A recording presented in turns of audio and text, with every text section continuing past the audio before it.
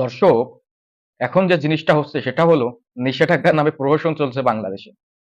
যেমন একটি নিউজ দেখুন, পদ্মা ব্যাংকের সাবেক চেয়ারম্যান চৌধুরী নাফিস সারাফতের দেশটাকে নিষেধাজ্ঞা দিয়েছে আদালত।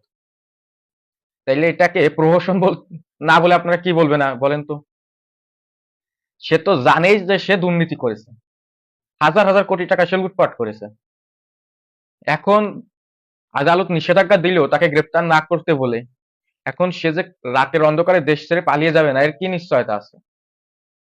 তাকে তো আমরা সুযোগ করে দিচ্ছি দেশ থেকে পালানো, তাই না? বিষয়টা তাই সেটা হলো না? তো বাংলাদেশে এই রকমের ঘটনা ঘটতেই আছে। যে রকমের কিছুদিন আগে দেখলাম যে নানক হানিফ আওয়ামী লীগের যে সকল নেতা আছে প্রভাবশালী তাদেরকে বলছে দেশটাকে নিষেধাজ্ঞা দিয়েছে। আরে ভাই, দেশটাকে নিষেধাজ্ঞা কি?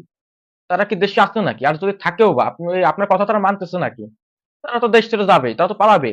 এখন এখানে থেকে কি তারা নিজের জীবনকে কি ঝুঁকির মুখে ফেলবে নাকি? জীবন বাঁচানো তো ফরজ রে ভাই। তারা তো জীবন বাঁচাবেই। তো এই রকমের একটা জিনিস আমাদের দেশে হচ্ছে যে নিষেধাজ্ঞার নামে প্রহসন চলতেছে। নিষেধাজ্ঞা না করে এদেরকে গ্রেপ্তার করা হচ্ছে না, কিন্তু দেখছেন গ্রেপ্তার না করে তাদেরকে নিষেধাজ্ঞা দেওয়া হচ্ছে।